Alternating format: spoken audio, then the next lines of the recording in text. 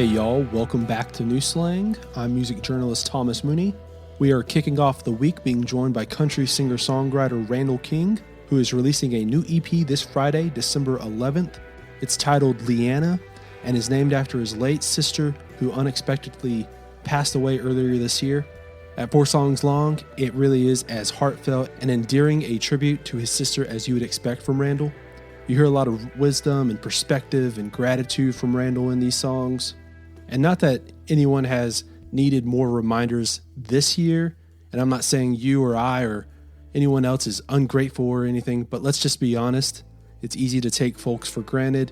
It's easy to kind of like focus on the negative, to nitpick and grow frustrated with those minor setbacks in life. And then you hear something from Randall like Around Forever or Taking It As It Comes, and it's a meaningful reminder that you do have a lot to be thankful for.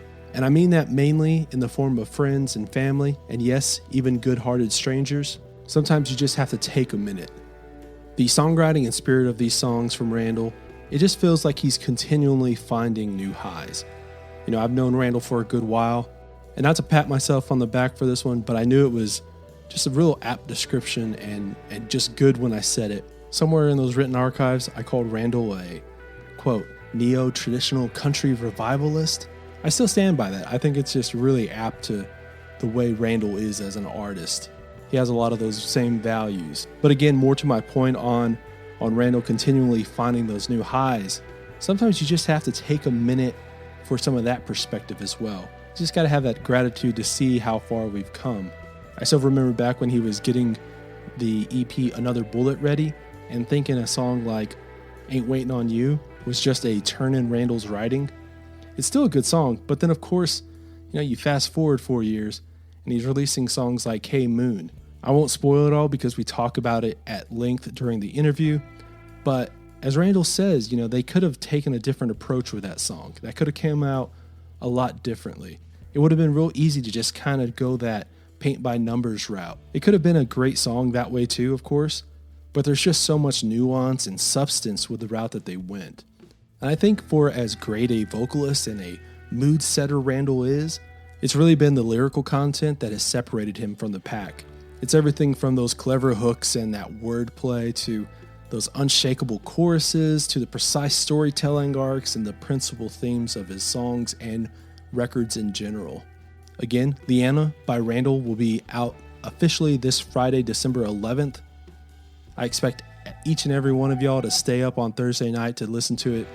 As you'd expect, we talk about these songs, the guidance and encouragement Randall received from his older sister, songwriting over in Nashville, and of course, some of those Lubbock and Panhandle roots, and some of those songwriting stories from a couple of the 806 songwriting retreats. Today's presenting partner is our pals over at Desert Door Texas Soto. If you're asking yourself what exactly Desert Door or a Soto is, well, it's a premium, high-quality spirit that is similar to a tequila or a mezcal, but in my estimation, it's more refined, smooth, and fragrant. It has a distinct and intriguing palate that picks up on hints of vanilla and citrus while maintaining a healthy earthiness that is quite enjoyable. One of my favorite features about Desert Door is just how versatile it really is. If you want to feel fancy and a little highbrow, it's perfect for a variety of cocktails that call for lime wedges and coarse salt, chopped ginger, agave nectar, sprigs of thyme and sticks of cinnamon.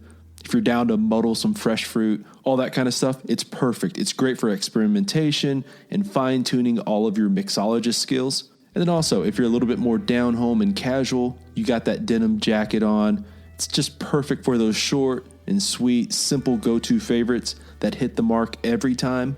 I'm talking about ranch waters and Moscow mules and palomas and Mexican Coca-Cola with Desert Door. What I love so much about Desert Door is just how genuine and authentically West Texan they are as well. They go out and harvest Soto plants out in the wild and are aware and knowledgeable conservationists at heart. So next time you're at your neighborhood liquor store, get yourself a bottle of Desert Door. I'll throw a link into the show notes for more information. If this is your first time listening, I highly suggest you hit that subscribe link. New Slang is on iTunes, Spotify, and virtually everywhere you listen to podcasts. Okay, let's get on into the interview with Randall. Here is Randall King. Let's start off with, you have this new EP coming out pretty soon. Obviously, like, these 4 songs are really personal to you, and the idea of this EP is really obviously important and very sentimental. And I'll just give you the floor first off. Like, what is kind of, so you can give like the general idea of what this EP and these songs are for and about. Yeah, man, this EP is, it's titled after my sister's name. My sister passed back in April, and I wanted to do something special for her, man. I wanted to do something that honored her, but also showed my personal history within my life and my personal history with my sister, and give my fans a little bit more depth than what they normally get, dig a little deeper than just the surface, and of who I am and where I come from and my family history. And all 4 songs really showcase the deeper side of me, from Taking It As It Comes, which represents the struggles that I came through back in high school within depression and anxiety and OCD and the things that I struggled with in that, all the way to the struggles of my early career, and my sister was there for all that. She was my protector. She was a lot of my strength in a way, and in a lot of ways, I look to her basically as a what's the damn word? Like a muse? Well, shit, it'll come to me here in a minute, Tom. Man, I look to her for basically approval of the things I was doing and who I am. And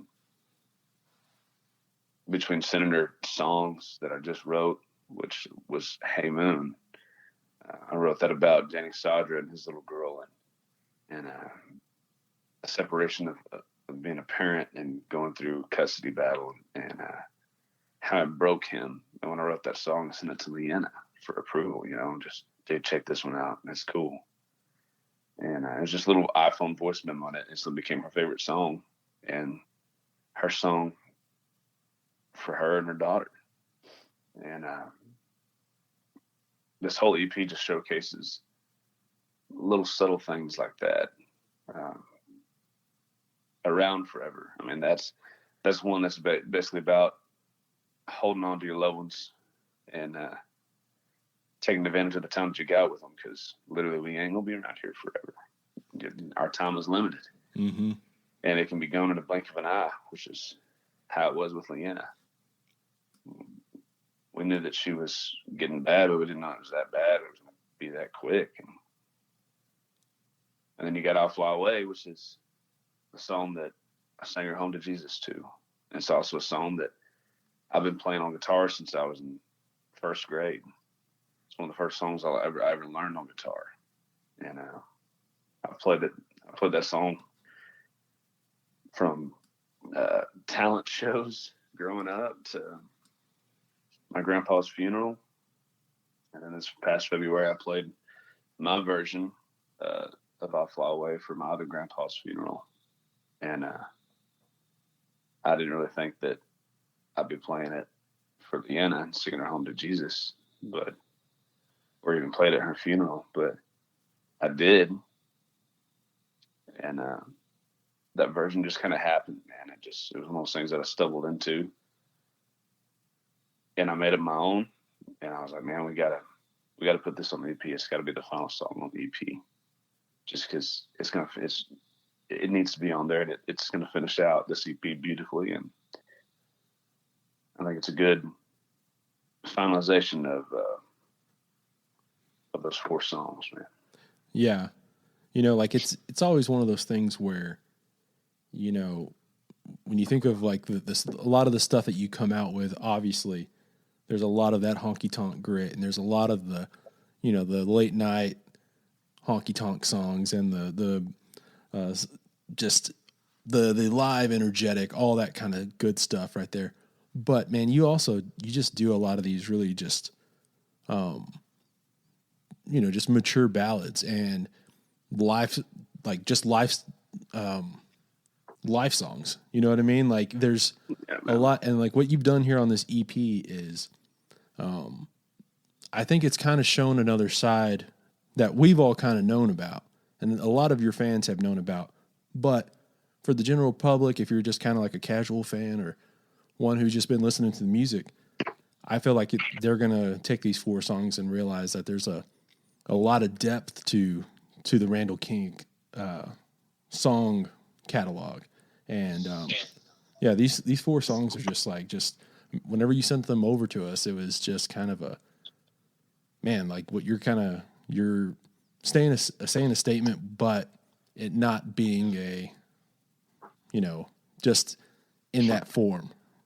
If you get what I'm saying.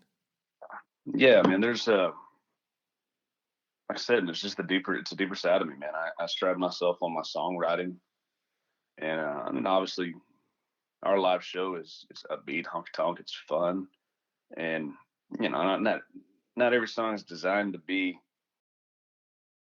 the drinking songs. You got the honky tonk songs, and then you got the love songs. You got sad songs. Over the years, I've really dedicated myself and dove into the songwriting aspect of it, and I strive to be the best songwriter artist out there, and that's my goal. And I've learned from some really, really great songwriters over the years, being in the rooms with guys that have written hit songs that I shouldn't have even been in the room with, but they had heard some of my stuff and gave me a chance, and I took that chance and ran with it. And lo and behold, the self-titled record, the last 3 songs that were an EP, and then this record, man. It's just that life is deeper than the honky tonk beer drinking fun time. Life is real. Life throws curveballs. Life's full of pain and hurt and sorrow, but in that sorrow you learn, and you take a positive spin on something, and you just keep trucking. You keep your head down, you go to work, and you push through it, and you make through it because you got to live. One of my favorite statements was from John Wolfe's old stage manager, Conrad, that passed away from COVID this year. This incredible human being.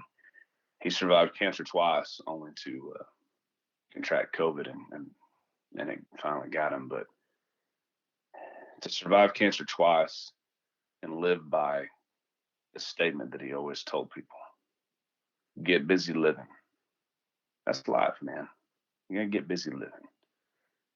And if this EP doesn't showcase that aspect of it, then I don't think I'm doing it justice. But personally, I think that this EP showcases the best part of a full circle of life, man. Every struggle every struggle that you take on, you take it as it comes, man. Yeah, like it's one of those things where this year has been pretty fucking rough on a lot of people. I think like they're going to be able to they're already applying these songs to their own struggles in this year, and I think for me, like the thing that I've kind of realized this year, and it goes to that whole like get busy living thing, is that this year could have been really easy to just kind of just quit on whatever you're doing. You know what I mean? Or like just take an extended hiatus on, well, this year just is not my year. There's a lot of like ways you could have convinced yourself to quit this year. And yeah, absolutely. I think like just the perseverance of like this year is, you're going to see that in a lot of people, the resilience, that resilience factor. And, I want to talk about Hey Moon for a second, because I remember you playing it during like 806 stuff. And one of those things where into the first night, all you are passing guitars around and playing songs, and it's never like a song that you guys wrote that night. It's always stuff from this is in my bag. And, you know, you Yeah. pull that song out and it's just like everyone's paying attention during that kind of thing, listening to lyrics and listening to words and the stories behind those songs. But I feel like everyone's kind of just also just, if there was that proverbial pin drop, it would have happened right before you started playing that song for everyone. Yeah, man, that song's special. I wrote that with Mark Nessler. And I've written a lot with Mark, man. From Cool Under Pressure, Sure Miss Me Days Are Gone to Hey Cowgirl. And then I wrote Hey Moon and Takin As It Comes with him. And Takin As It Comes was also him and Tony Martin. And both those guys wrote Just to See You Smile and Living Well. I mean, countless hits, dude. Those guys, they got together every Tuesday for the last, God, like 20 years. And they've written together. And I'd already written with Mark, hadn't written with Tony. And they asked me to come in and sit down and write with them. I was like, man, well, that's a big honor to be a part of something that a tradition that you guys have got going for 20 years. Like, I was like, y'all sure? Oh yeah, come on. So we wrote Taking As It Comes there, but Hey Moon was one that I sat down with Mark. Probably, actually, you know what? It was when we had that solar eclipse a couple years ago. It was the same day because we were sitting out, writing out at a manager's place, and he's about 6 floors up in a condo in Midtown there in Nashville. And I remember we stopped writing, we stepped out on the balcony, and the eclipse was going on. And I was like, weird time to be writing about a moon. But we sat there, we finished it out, we wrote Hey Moon, and I'd actually pitched it to someone else to write with. And it was kind of a pop writer. It was the first time I'd ever sat down with him and didn't know, I'm not going to name names. It was the first time I'd ever sat down and wrote with him and didn't realize, you know, it's always hit or miss who you're sitting down in a room with. And dude was just dedicated to writing a #1 big Nashville radio hit. And I didn't realize that. And I pitched the idea of Hey Moon.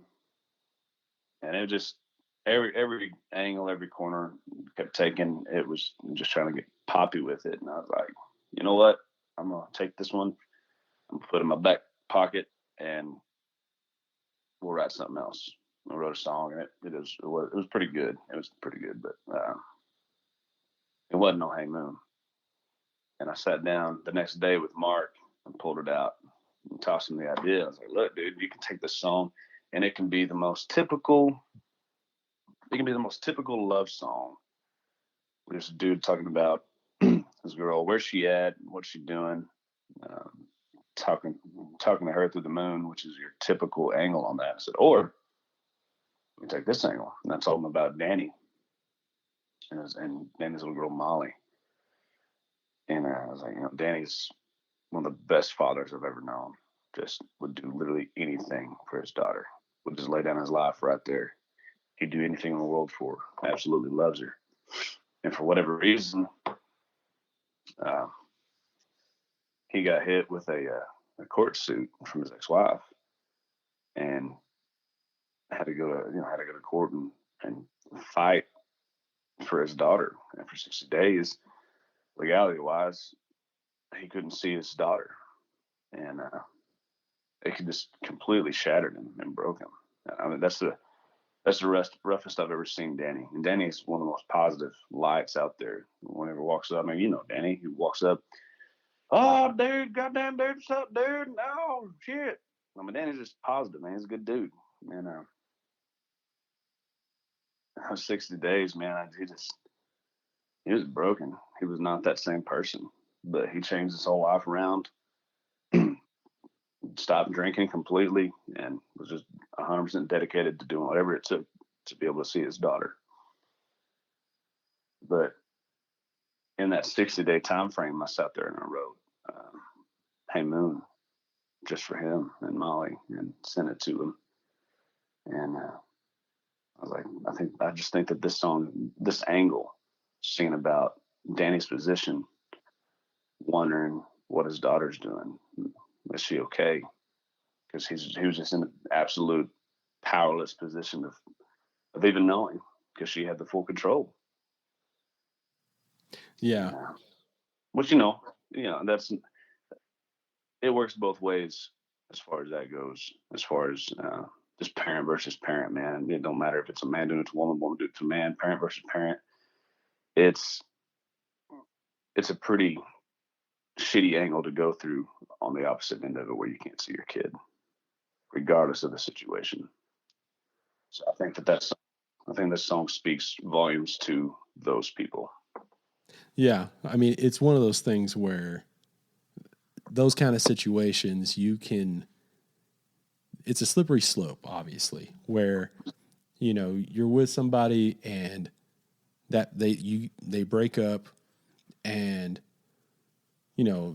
most times it's not a clean break. It's not a mutual thing. And it's very easy to, where you hate that other person. And then it's very, very easy to then figure out ways to hurt that person via the child you guys have. And yeah, man, and it don't do nothing but hurt the kid. Mm-hmm. Yeah, it hurts the other parent, but who you're really hurting is a kid. And how in your right mind can you sacrifice your kid's mental state, your kid's feelings, just to hurt the other person? It's bigger than you. It's bigger than both of you. Figure it out. Yeah. And, obviously, like, also it ties to a lot of the great country songs that are about these situations. Like, whenever you were talking about that song, first time you played it, like, one of those songs that popped in my head from the 90s was I Don't Call Him Daddy by, what's his name? 90s country. I'm blanking. Shit, you stumped me on this one. I'm not sure which one you're talking about. Doug Supernall. Oh, yeah. Supernall. Yeah. Oh, I know what song you're talking about now. Yeah, dude, and Doug Supernall passed away this year, too. Yeah, I know. But those kind of songs about, like, adult situations, about horrible situations, those used to be, like, on the radio. But, yeah. Anyways, yeah, like, that's just... man. Here's the thing. Like, it's real. It's got substance to it, man. It's deeper than just, hey, girl, what's up? What you doing? What you drinking? Get out of here with that. Give me something real. This episode of New Slang is brought to you by New Slang. So obviously, you're listening to New Slang right now. That probably means that you enjoy it, or at least you enjoy some of the conversations with the artists that are on here. Well, you may be interested in helping support New Slang a little bit more by doing one of a handful of things. One, stop by our New Slang merch store and order some merch. Right now, there's t-shirts, koozies, buttons, stickers, magnets, and a handful of keychains and the like. Two, if you like New Slang just a little bit more, you can join the New Slang Patreon. What is Patreon? Well, it's like a subscription service. Since New Slang is free, it's a great way to get some extra bonuses and additional content. For example, if you subscribe to the Postcard Pal tier for $5 a month, you'll get ad-free episodes, updates on upcoming guests, and monthly New Slang postcards. The postcards are essentially little mini show posters that I started designing to highlight that month's roster of guests. Like right now, we just ended the month of November, so November's show poster is a denim jacket where all the episode guests are individual buttons pinned to the jacket. Right now, if you sign up for the Patreon, I'll go ahead and make sure you get all the back prints. Again, signing up for the New Slang Patreon or purchasing something from the New Slang merch store are great ways to help support New Slang. Another easy, simple way is to give us a 5-star review over on iTunes and share New Slang with all your friends and family who you think may enjoy New Slang. Links to both the Patreon and the merch store and all of our social media stuff is in the show notes. Okay, let's get back to the episode. It feels like a lot of these songs were kind of in the mix already. They were already around. And then it just, after your sister passed, they all kind of rose from the mix and made sense together. Is that kind of the situation, or was there anything that you had to like finish actually, up? we had this EP was supposed to come out in the spring, and it was just supposed to be the 3 songs: "Takin as It Comes," "Hey Moon," and "Around Forever," because all 3 tied into a deeper side of my personal history. And taking as like I said, the taking as it comes, digging into the things I struggled with in high school, my senior year, and how bad I really got, and overcoming that. Literally just taking life as it comes, man, not living in fear, taking advantage of the life that you're given. And Danny's my buddy, so Hey Moon came from a personal story from a friend, and then Around Forever, obviously, with that song, it's about, there's a line in there about my dad getting old, and I lived that, man. I was on the road there was about a 2-month stretch where I was gone constantly, and I hadn't seen my dad in about 3 months, and it was literally like overnight. Like I came home, and dad when I left, dad still had a lot of brown, and he still looked pretty young, and I came home, man, and there wasn't. I mean, he was just solid gray, and you could see it in his face. He was getting older, and it was literally like overnight that happened, and the realization of it all, just the things that you sacrifice going out chasing a dream on the road, is the time with your family. That's the biggest sacrifice that we make as artists on the road. Is it's not the work you're putting in, it's the time that you're giving up. Because anybody else, you can settle down, stick around in your hometown, and see your loved ones every day if you really want. But for guys like me out there trying to grind it, and you have to be dedicated to it, and that sacrifice comes with being gone a lot, and sometimes being gone for long, long stretches. Yeah, that song right there has that "Life's Like a Merle Haggard record" line. Mm-hmm. Yeah, Where did that come from? Where did that pop up? I love Merle Haggard. I don't know. I just one of the lines that we just popped out with, man. Life spins like a Haggard record. It goes from good to bad to better. It's just we literally compared the world spinning around and the days passing by to life spinning like a Haggard record. And we didn't realize quite how deep that was until we sat back and went, oh, wow, that's actually pretty good. But I love that song. I wrote that with Josh Miller and Will Bundy up in Nashville about a year ago, and we wrote it, and we were like, "Oh yeah, this one's gonna be good. It's gonna be real good." But that EP was supposed to come out in the spring, and then COVID hit, and just it put that on pause. But it kind of gave us a little bit more time to really perfect it, which was nice.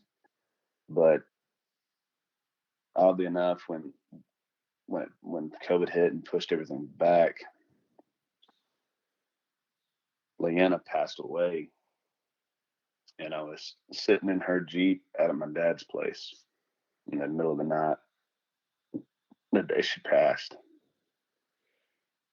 and I was looking up at the stars. And I was on my phone in my notes where I write all my songs, because that's how I write my songs, is via my iPhone, voice memos and notes. And I was in my notes writing her eulogy.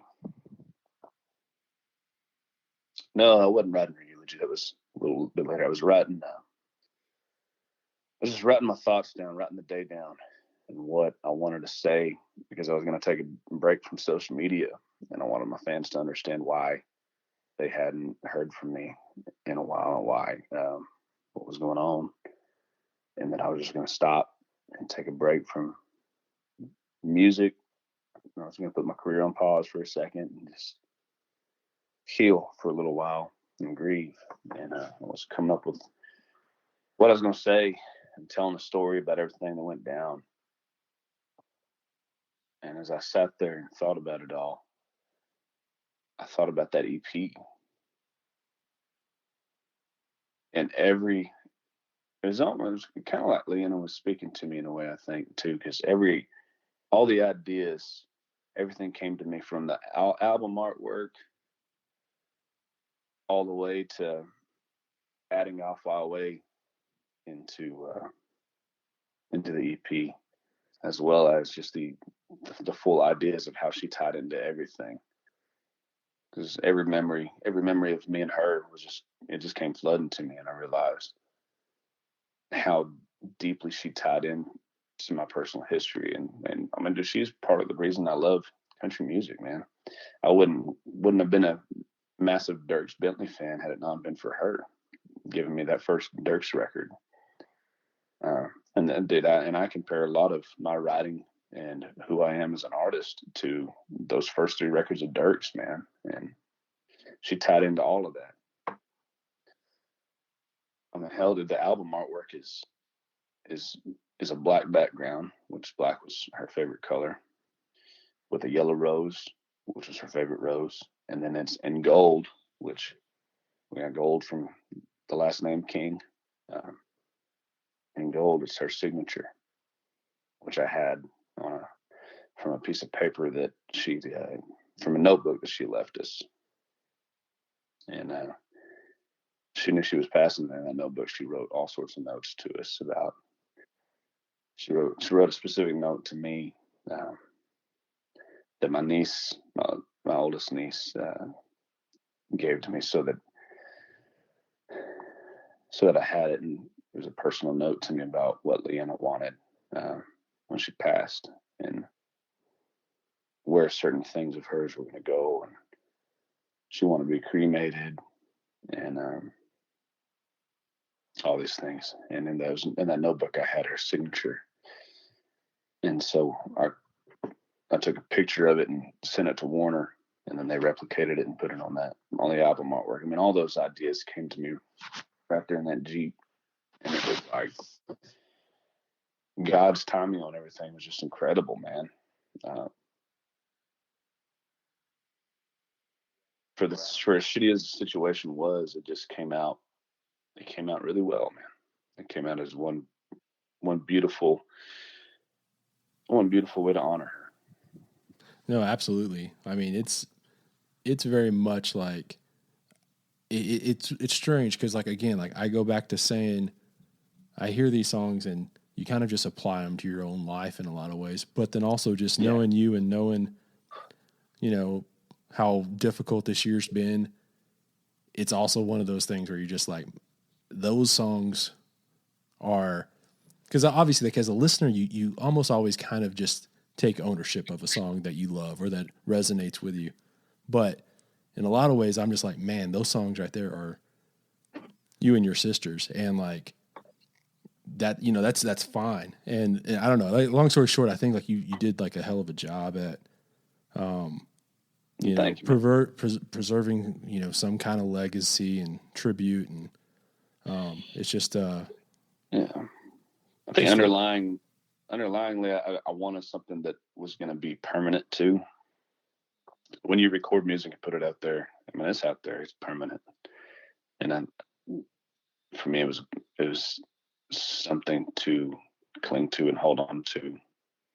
And I mean, it's out there, it's permanent now. She'll live forever via those 4 songs, via that EP. And to me, that was really important.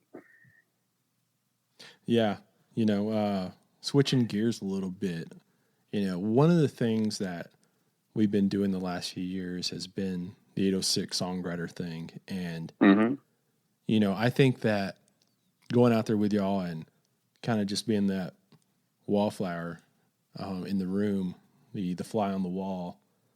I think that like one of the things that I realized that I appreciated really about, like, especially you and Ross, and maybe this is because you guys have spent more time or a lot of time in Nashville writing and like writing just so much is that you guys like never really get tired of writing. Like sometimes you got to like take breaks. That's Like a lot of songwriters take breaks between, writing a song in a situation like that. Yeah, but like I mean, you can you guys burn it were, out. You can burn yourself out real yeah, fast if you're not careful. yeah. Well, you guys, I remember y'all just kind of always being writing. Like I know, like one year you got like there was one year, which is I think this last year, that like both of y'all basically had written like 4 songs or 3 songs or at least parts of these 3 or 4 songs. And I think I had a hand in at least 3 songs. Ross had a hand in more because he was just constantly diving into it. But dude, yeah, I mean, if you sit me down and you tell me that you've got 3 days to write as many songs as you can, and I've dedicated a time slot and going in there mentally going, okay, I got this time. I mean, that's what I do in Nashville. Every time I go ride up there, I get 1 week at a time every month. And I save all my songwriting ideas. I don't even hardly write outside of those unless I'm coming up with ideas running down the road, driving, because that's where I come up with most of my ideas. But I know I've got that week. I've got a schedule where I'm set up with usually 2 songwriters a day for about a 3-day stretch. And we just ride our ass off for a week. So, I mean, I'm used to that schedule. So when they came, they were like, yeah, we're going to go down here and drink beer and hang out and write songs for about 3 days and just write as much as we can. I was like, so you're telling me that I get to pretty much do what I do in Nashville, but I also get to drink beer and smoke cigars. Yeah, I'm in. Yeah. And of course, like that's no knock to anyone else. But as far as like, it's one of those things, like if you have like just a couple ideas and the mental capacity, the mental, I guess, strain when you're writing a song, it's always one of those things where that's one of those things I noticed, I guess, is that after you're kind of finished, everyone kind of has like that writer's high. And then you're also kind of you're kind of like also going, all right, I just need a little break here. But then like I said, like you and Ross were just kind of like, all right, 30 minutes later, oh, you have this song idea? Well, let's just go and knock that one out. This episode of New Slang is brought to you by Hot Damn Coffee. Rolling in from the hills of eastern Tennessee is Hot Damn Coffee. It's a down-home company that roasts single-origin, high-quality coffees from around the world. Their year-round roasts come from certified farms in Ethiopia, Tanzania, and Nicaragua. Check out the Hot Damn website over at hotdamn.coffee. There you can find more info on their operation and roasting process and some helpful tips on how to brew the best cup of coffee. They've certainly made my mornings that much better. And to be perfectly honest, I enjoy a nice cup of coffee at all hours of the day. Some of my favorites have been the Tanzanian pea berry in medium roast and the medium roast of Nicaraguan with the honey process. While there, check out their Hot Damn Coffee Club, which is a monthly subscription service. With the holiday season coming upon us, it's just really kind of the perfect gift. I don't care how difficult or easy a person is to shop for, they'll always be good with items like high quality coffee. And of course, right now, if you throw in the promo code SLANG in all caps, that's SLANG, you'll get 20% off your order. And if you're signing up for the Coffee Club subscription service, they'll take 20% off that first month and also throw in a bonus 8-ounce bag of their Nicaraguan coffee. Again, that's SLANG in all caps. Head over to hotdamn.coffee and sign up today. All right, let's get back to the episode. Yeah, man. One of my favorite ones from that year was me, Charlie Shafter, and Ross. Yeah. And I love Charlie. I have a hard time writing with Charlie. And I think Charlie has a hard time writing with me. But I think Charlie has a hard time writing with anyone, but he has his own. He's got his own element in how he does things. But sat down with him and Ross because I think we drew out of a hat. Yeah. And the first song at the gate was us 3. We got our names out of a hat. I sat down. I was like, well, this will be interesting.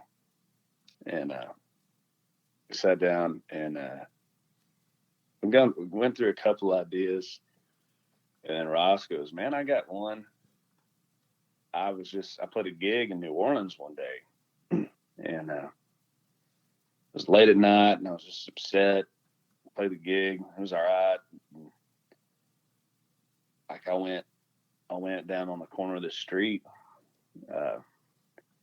in the corner of Decatur, and I made a phone call to his girlfriend at the time, and he was like, we talked for a little while, and then I was just upset, and I sat down and I wrote wrote all my thoughts down on this note, and just wrote. I mean, he had essentially the whole song written, and all we had to do was come up with a really cool vibe, a really cool arrangement, and then twist some of those words where it fit into the song. And shit, dude, that's one of the coolest songs that I've written to come out of there. It's called, I think it's just called New Orleans. Yeah. But it's on his EP, and we sat there and scratched out the melody, and it was I just remember it being just one of the coolest vibes I've ever written. And he was like, "Man, I'm gonna cut this one. I was like, "Well, shit, dude, you pretty much wrote it, so absolutely cut it." And dude, they did a damn good job on it. They did great. Yeah. Charlie's always got that cool. He's always got that cool vibe anyway. So he threw all. I think he's a real big reason of why that song just came out cool, because he's just got an edginess to him. And it was actually a really good mix of writers. I wasn't sure what to expect out of it, but it was great. Yeah, I remember checking back in on you guys throughout that night, and yeah, you were kind of the dad that was like running around and it was okay. Uncle Tom over there just keeping us in line. Oh yeah, more like waitress or waiter. Hey, y'all need another beer? Yeah, I think you grabbed a beer time or two. But no, actually, like you saying that whole part about, you guys, I forgot like you guys had started going down like a different route and had been working on something else. And then the next time I come back, like it felt like, oh, you guys, I guess I had left, and I think we at that point we had started on a song. Yeah. And it was like we got to verse and chorus, and it just was like coming out right, so we're like, whatever. And then Ross was like, well, hold on, I got this. And I just started jamming on the guitar and throwing melodies out there. And Charlie was helping fit the words right and the cadences. And I mean, it was cool. It was real cool. Yeah. It was one of those things where the first time I left or the second time, whatever I left, it felt like, oh, maybe they're going to come up and like hit a wall here. And then I came back and it was like, y'all were in the middle of just like that hot streak where you had transitioned to this other song. And I remember when you were cutting the little demo of it and hearing that for the first time, that little work tape, whatever you want to call it. Yeah, I was like, man, well, whatever. Yeah. Well, long story short, I thought like you, Ross, or Charlie could have, like, if all three of y'all cut that song, it would make sense. Like, and that I think kind of rarely happens in those kind of situations where all three people are like excited about maybe like even the potential of cutting a song like that. Yeah, man. No, I still love that song. That's one of the coolest songs out there that I'd written. And actually, out of everything we've written, that one and Mirror Mirror are the only songs that ever really got cut. No, I cut one I cut a demo with Larry Joe. I knew what you're going to say. Yeah. very first song that we wrote out there in 2017. It was me and Charlie Shafter and Larry Joe. And I cannot think of the name of that song off the top of my head right now. I just remember you guys were inside, and it was you and Charlie first, and then Larry Joe came up, and then it was man. But it was a cool one too. Yeah. And then I think actually that night, me and Brandon started on Mirror Mirror. We got verse and chorus, and we were working on the second verse. And old King J. Dalton walks up, smoking a cigarette. And, well, what you guys got out here? What you guys got out? Because we were sitting on the tailgate of the truck, just out in the pasture out there. And Dalton walks up, tries to start writing with us, and Nashville, you get in the room, you lock the door, and no one's gonna walk in on you. But out there in the pasture, anybody can just walk up, and sure as shit, Dalton walks up there and writes about a half a verse of the second verse, and we just kind of stopped writing and didn't finish the song. We started working on something else, which was like some kind of, which I think it was a song about Danny too.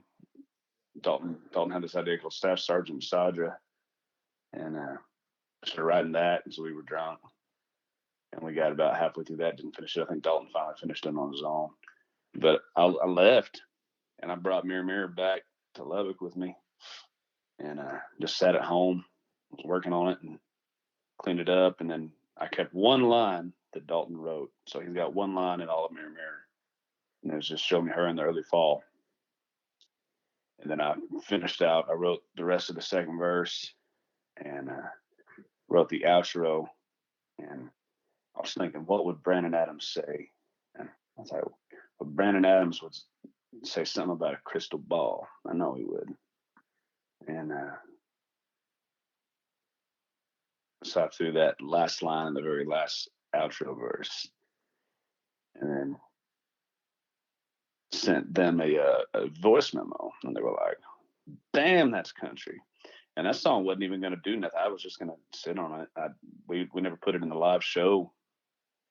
I wasn't even sure, really. I was thinking, in my mind, I was thinking, man, it's almost too old school, too country. I don't know if it's going to work. And we opened for Kojo in Springfield, Missouri at Midnight Rodeo. And we got done with the set, and my manager Scott was out there, and I think somebody from Sony was there, and Howie, my overall manager, was there. And Scott pulled me aside, and he was like, "Man, after watching your set, I think you should try out that song, that Mirror Mirror song. I think you guys should work it up and try it." Because at this point, we didn't have a full-length record. We had the EP, and it was just 5 songs. And so for us to come up with a full set that had great quality and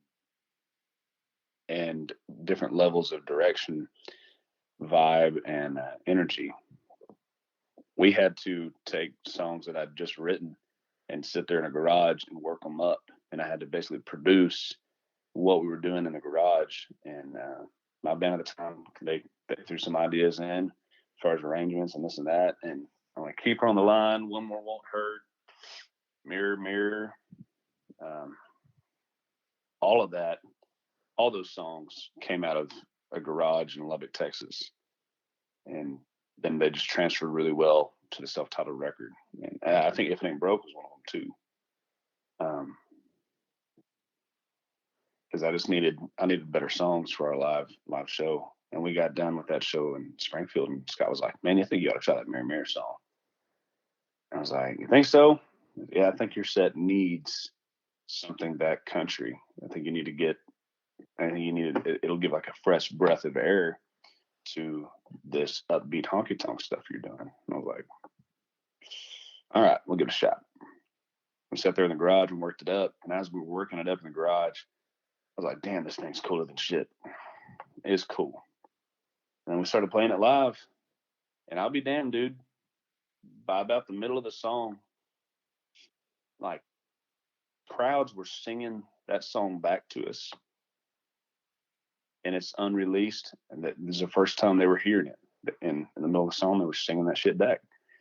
And I looked at the guys and went, "That's special. That song's going to be special for that purpose."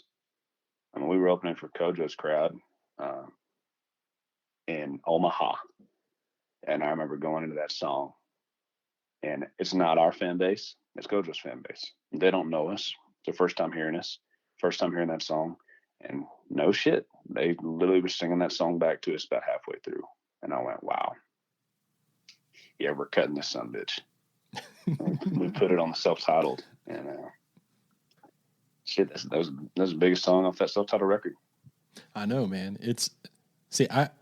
I know that BA was super excited about that idea. And I honestly think you would have ended up. He pulled what I did with Hey Moon. Mm-hmm. He had pitched it to another writer, and the other writer didn't. I actually think it was Danny Stodder. It was, and he pitched Mirror to Danny to write with Danny and do somebody country because they're the only person that's going to do this idea justice. I was like, all right, I got you, Brandon. And then, sure as shit, we popped it out, and on the whole, one of the biggest songs. Yeah. I think you would have wound up cutting it just because BA would have just prodded you for ever until you cut it. Yeah. Oh yeah, he'd have handed me. Well, dude, he was playing it. Brandon's dirty Southern rock, like borderline 80s rock meets like Whiskey Town and like like Whiskey Town. I was trying to describe it. Yeah, like more like Whiskey Town, like early Ryan Adams shit. And he was playing Mirror Mirror. He was somebody recorded him playing it at Blue Light full band. And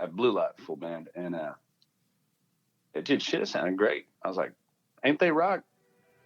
They must not know it. This episode of New Slang is brought to you by the Blue Light Live here in Lubbock, Texas. Blue Light has undoubtedly been my home away from home over the years and has played such a vital role not only for my development as a journalist, but obviously it's been one of the foundational pieces for a lot of your favorite songwriters and bands who have made it out of the Lubbock area over the years. And of course, as a music venue, they've played such a pivotal role for a lot of your favorite bands just in general. One of my favorite parts about Blue Light is just how versatile the place can truly be. I've seen it crowded and rowdy on a Saturday night for a rock and roll band, and I've seen it dead still on a Wednesday when a legendary singer-songwriter rolls through town. What you should do is go over to bluelightlubbock.com and check out all the new merch they've added. Hats, t-shirts, both short and long sleeve. They also have hoodies and koozies and just added some sweatshirts that are very much an homage to the college sweatshirt that John Belushi wore in Animal House. And then of course, maybe the crown jewel of their new merch is the Varsity Club style jacket in blue satin. I got one the other day, and yeah, it's just one of my favorite things I own now. And yeah, I don't know, I just love it. Anyway, you can check out all of their new merch over at bluelightlubbock.com. As always, I'll throw a link into the show notes for easy access. Okay, let's get back to the show. I'm pretty sure like BA would just do, I've talked to him about doing like some Huey Lewis covers. Oh yeah, that'd be slick. But I think, dude, what's that? He used to cover that one. I love listening to him play. He covered that one. Thunder only happens when it's raining. Yeah, Fleetwood Mac. Yeah. Yeah, man, that's right, Fleetwood Mac, dude. He crushes that damn song. Yeah, I think there needs to be like a Fleetwood Mac tribute record of just like country artists. That would be, yeah. I'm like, I told BA and like, you will never love me again. Yeah. Yeah, dude, come on. It would be that. I know like Eric Willis was covering a Fleetwood Mac song too. I think like Red needs to cut like or cover. Damn, I forgot Eric Willis. He's a 806 product too. Yeah, all these 806 guys. Grady Spencer. There's been some great ones out of Blue Light, man. Red, because that was kind of Red's class, man. Grady Spencer, Eric, him, and then up in Amarillo, you had Shane Rogers and Casey Berry, and that was kind of that class, man. That like 2010 to 2014, and then you had our class out of Blue Light, which was me, Dalton, Cleto, which was Flatland Cavalry. And then Danny was kind of in that class with us, man. Don't forget Benton. Actually, yeah, Benton Leachman. My friend Laura Markham that works with me at Texas Roadhouse. Dave Martinez. I mean, my class was pretty strong class. Yeah. What can you talk a little? I know I'm missing somebody, but well, I mean, there's probably, let's see here. You already said Dalton. Tanner Castle. Tanner was badass. Yeah, Tanner. I'm looking over at the photo, the 806 photo. Oh man, dude, hell, most of the time at Blue Light, I'm surprised I remember any of that because I was there almost every day at Blue Light with my old roommate Mode. He played bass for me and Dalton at the same time, and I played bass for Tristan Merez.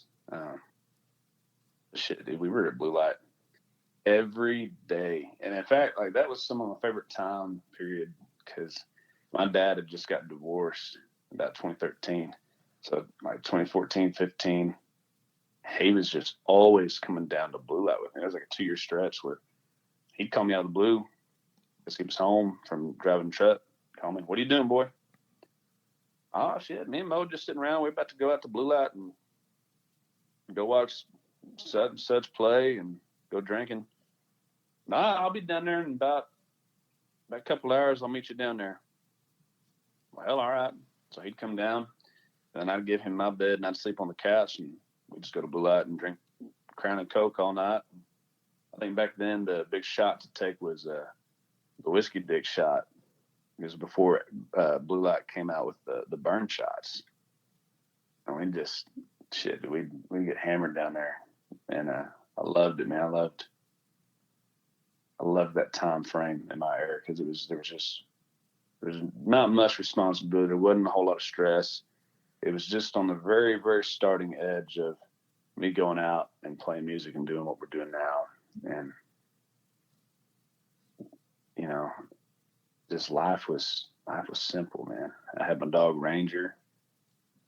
And then one day I was like, I got to do this full time. I got to really dive into this or I'm just going to half-ass it, and I ain't half-assing nothing. And my dad got remarried. I sent my dog up there to live with him, moved out of my house, moved into my truck, partly moved into Danny Sauter's house up there and was staying on couches and touring full time out of the 93 Suburban and just making it and grinding it, going out playing. Hell, we were still playing 3-hour sets out in New Mexico for about $1,000 a night. And I'd pay my guys a little bit of money and take all that and put it back into creating the Another Bullet EP. It's one of my favorite times of my life, man. Well, I think one of the kind of like the nostalgia aspect of it, even though it's not even, if you think about it, it's not even that far back, but a lot of y'all didn't have like the, obviously like the name recognition. Like you could walk into a bar and not everyone trying to get a photo, Yeah. Yeah, man. There's some I don't know, some comfort in that time. The just being able to just enjoy yourself and like hang out with buddies. It's kind of like when you first go to college, man, and the whole world's open to you. You have so many options available for you in your life. Every door is right there to be kicked in. And there's a peace in that, knowing that you have your whole life ahead of you. Not that, I don't have my whole life ahead of me, but there's a stress level that is just not there yet, Mm-hmm. It's you're free to do what you want. You're free to be whoever you want. Yeah, there's where like the canvas is blank still. Yeah, man. Yeah, canvas is blank. You can create and do and be and live and whatever, man. It is what it is. But not that I didn't know who I was or what I was going to do. I always knew that. I just mean that life was just wide open for the taking, man. Yeah. Well, one of the things I was wanting to ask you about, because I don't think we've ever really talked about this, has been kind of like your progression into embracing a lot of those neo-traditional sounds and a lot of the classic country and the Yeah, honky man. tonk. Because obviously, even though there has been a revival of a lot of the 90s country sounding stuff as of late, you're coming up in Lubbock where it's, for lack of a better term, a lot of Texas country singer-songwriters. And Yeah. a lot of your contemporaries and peers from this time have really gone that route. And Yeah, it's like, become a trend to a point. The old school nostalgic thing, and I kind of like, it's awesome. It's great to see because it does really good things for me.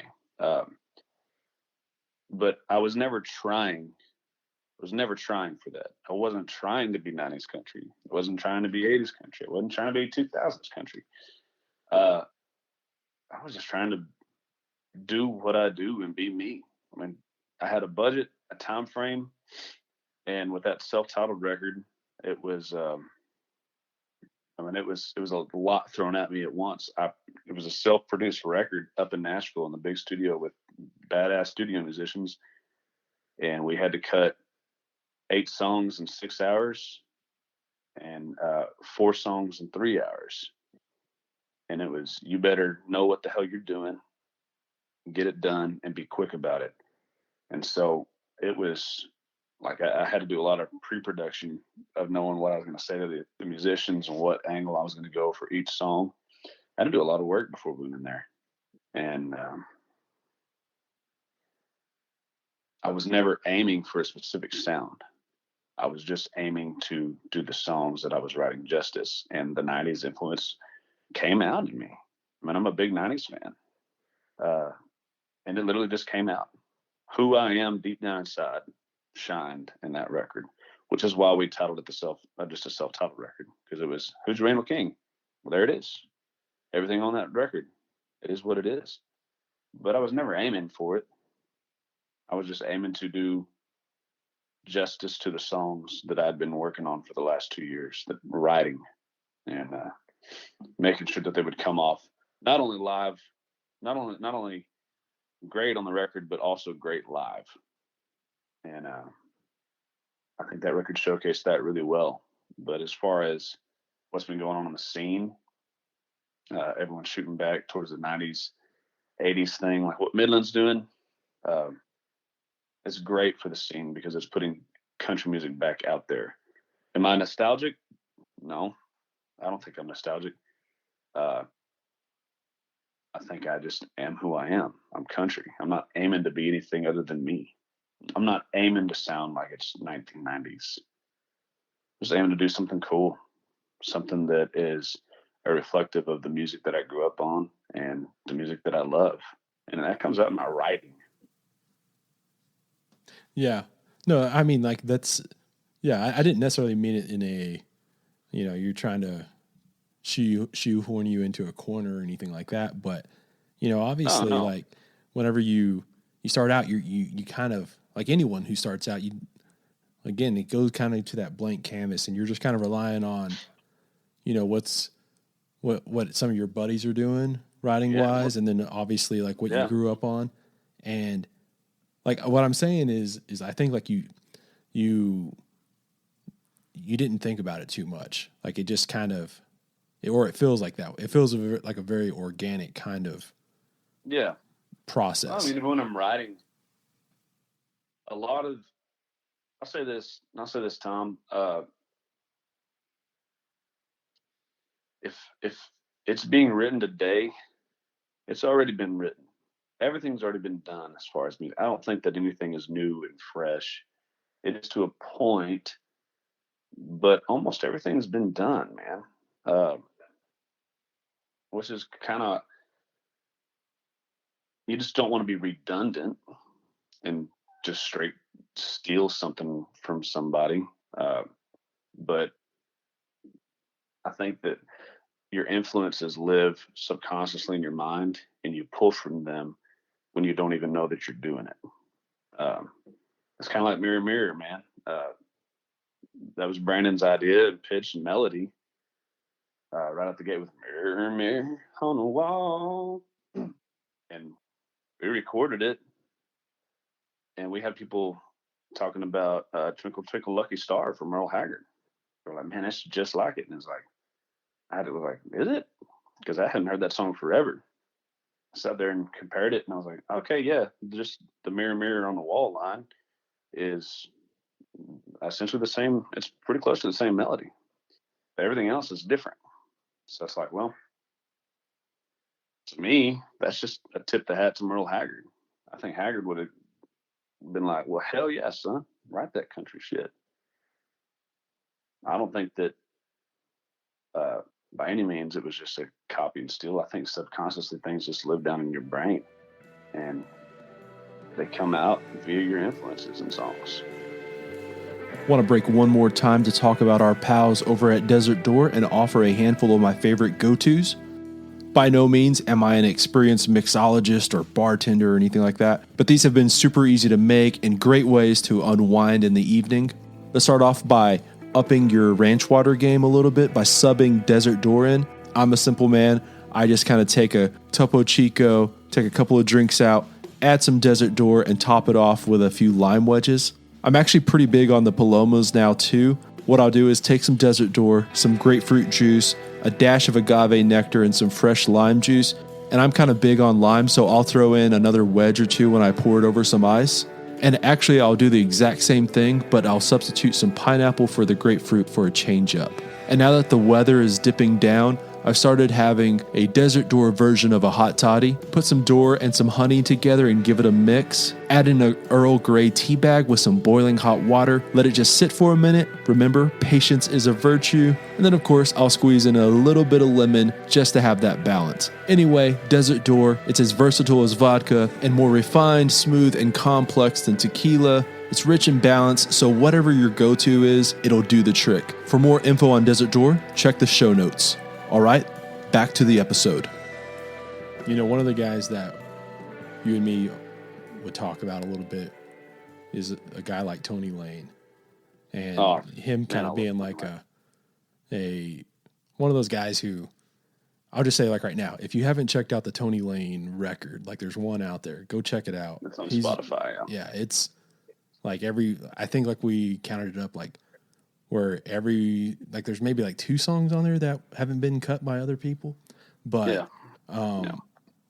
so like obviously have you had like a chance to be in I know you cut one of his songs off on the self-title, but have you had a chance to write with him or anybody like that? I've written with Tony about 3 times, and I haven't actually cut anything that we've written.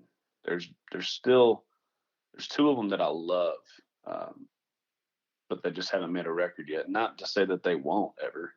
Sometimes a song sits there for a while, and the timing of it just waits for the right moment to be a part of a compilation that it needs to be a part of. But I love Tony, man. Tony's my favorite writer of all time. I love Tony. Letters to Home, to Run, which, Run was a lot of Anthony Smith too. But I've written with Anthony a lot. Anthony was tugging on my heartstrings when he knows me. But I did cut a Tony Lane song. I've actually cut 2 of his. One hasn't been released yet. We cut it, almost 2 years ago, and it's been sitting around waiting for our next full-length record. And I actually think it's going to be the title of our next full-length record. But I love the song, man. And the other one was it was a hymn and Billy Currington, and there was a 3rd writer on it. I can't think of his name right now. There were 3 writers: him, Billy Currington, and the other guy. And that song had been sitting on a shelf for who knows? I might have been at that point. It might have been damn near a decade. And Scott had found it, and he'd known about it for a while and loved it, and he pitched it to me and sent it to me, and I listened to it, and I was like, dude, I love this. And it's the only even as of right now, it's the only song I've ever cut and released that I haven't written, and that's One Goodbye. But I've lived that song. I love it. Yeah. So like when you're in like a room with someone like Tony Lane, do you ask him about like other stuff he's written, or do you just kind of talk more about like what's going on for the song? I mean, the first time I sat down with Tony, I tried not to fangirl on him. But, I was still just like, holy shit, I'm writing with Tony Lane. This is cool. He's my hero, man. I'm a little fast, a little rock, a little further down the line. And that's Tony, dude. Like the way his phrasing just sits there and hesitates. I'm a little past, a little rock. It's like, woo. Just, it does the coolest things. And we're sitting there. And the one thing you don't want to do as a writer is try to pitch that writer something that's their style that you've heard, you know what I mean? Like, you don't want to start coming up with things that you think they would write well on. You just want to pitch them the best idea you got and sit there and just write the hell out of it and not try to force the song to be anything other than what it's going to be. And so sitting there with Tony, I didn't realize that. And the first time we wrote, I pitched him an idea that sounded like something he would write. And it's a really good song. It really is. It's a really good song. But it wasn't probably what it could have been because I was aiming for something. And I learned right there, when you sit in a room with a writer, you don't aim. You don't aim for something that you think that they're going to write well. Now, writing with Nestler, I knew that Nestler was the right person for Hey Moon because I've written with Mark, and I knew that he would do that song justice. But yeah, I just don't think you ever aim. You just let the song breathe and be what it's going to be. Yeah. Yeah. The other like just fucking incredible song he wrote that I just can't shake is always that I Need You. Man. Yeah. Dude, honestly, one of my favorites from him that is super underrated is, and his version's on Spotify too. The George Strait song, "A Better Rain." Mm-hmm. A better rain, let all go. Yeah, I mean, dude, that song is beautifully written. It's kind of like the line in One Goodbye: "If you don't love me, let it. If you don't love me, let it come and flood me till I drown." Like the way he writes is so visual. And dude, it's just unreal. I love the guy. Yeah, it's the like you were saying, like the phrasing and like also just kind of the way his phrasing and his delivery, like there's like it adds so much depth to a line. And you just like shit. Now, Little Past Little Rock, I don't think was on his Spotify album. No, I don't think so. I've gone through like YouTube and Googled Little Past Little Rock, Tony Lane, and listened to it on YouTube. I think it was like a live version, and you're just sitting there listening to it, and you're like, it just gives you chills, man. Like, damn, so good. How you write like that? Yeah, it's he's just fucking great, man. I knew I needed to ask you about him if you had done anything recently. I've sat down with Tony 3 times, but I mean, I'm always looking through his back catalog just because. Why wouldn't you? He's got genius songs, man. Yeah. Well, obviously, also you did write with Garth. What was? I did. I mean, that finally came out. I've written with Garth twice, actually. Well, like that one song finally, his new record finally come out and everything. What's it like sitting with like Garth Brooks in a room?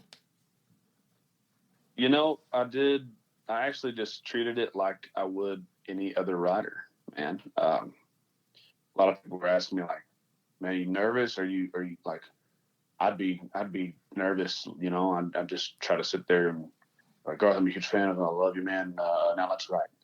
I was like, honestly, dude, I'm gonna treat him like a human being because that's what we are. We're just humans, and Yeah. I'm not gonna. I think the last thing he would want is for me to sit there and fangirl on him. So I just sat in the room and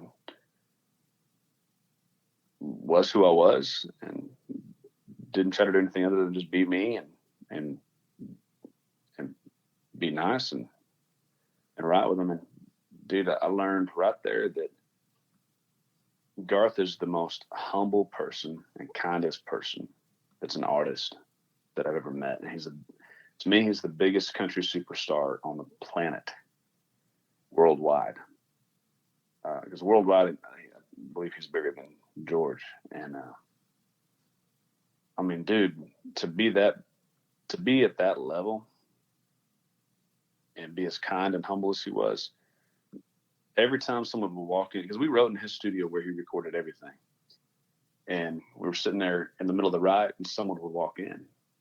He would apologize, stop what he was doing. He'd get up. He'd walk over there, shake their hand, talk to them for a second, walk them over, introduce them to me. And then when the conversation was done, we'd shake hands, and he'd go, all right, let me walk you out. And he'd walk them out the door, shut the door, come back, apologize to me again, and then we'd keep writing. And I was like, wow. Like, you talk about humility, just being a down-to-earth person. Like, egos be damned, dude. Egos be damned. Because that's the biggest superstar in country music on the planet. And he just treats people the way that he would want to be treated. Yeah. He treats them like the superstar. And it's like, wow, it's impressive. Yeah. There's this, I think, like, of course, I've never met Garth or anything like that, but I think there's like that quality in him that is also like that you've heard about guys like Tom Cruise, where like, yeah, big superstar, but I guess like the story about like Tom Cruise treating fans has always just been like just super engaged with each and every one of them, and like Really? makes it, yeah, like that whole, remember that whole like meme? I guess it was meme before we started using meme, like the name meme, but like him jumping on the couch on Oprah. Remember like that from apparently like during like the commercial breaks, he was like going to like every person in the audience and like spending a minute with each of them kind of thing, like shaking their hands, thanking them for being there and like asking where they're from and like doing that little small talk thing.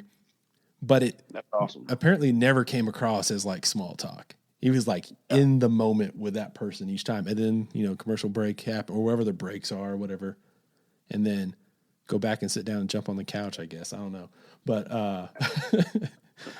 cool. So that's one of the things I miss, man, is, you know, we've been on the road, and you know, actually we're the heaviest touring band in the US this year because we found a way to safely play shows.